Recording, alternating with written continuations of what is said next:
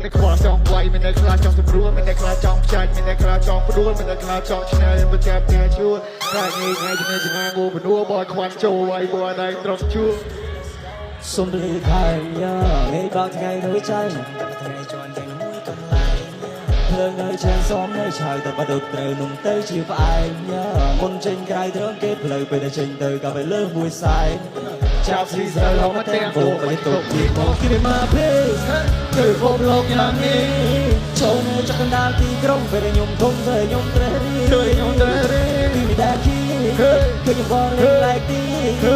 ស្រី wanna fuck with me Hola baby let me check my knees មក6ថ្ងៃរៀបលេចខ្ញុំអង្គុយផ្ទៀងចាប់បាត់មួយនៅមានគុណភាពយ៉ាប់ស្មានព្រៀបគោរត់មិនទៀងពូស្អប់ពេលមាត់ព្រួតចេះជ្រៀងដូចខ្ញុំទៅដើមគ្នាធ្វើស្ទៀវជាមួយតែចាក់ទៅច្រឡំជឿមរាវមេឃព្រមបើកថ្ងៃជឿមកតន់ឈៀវគៀងគោបាក់ក្រុមដួលពីកដៀវមានដំណើរមួយថាគាត់ណានស្វាយបង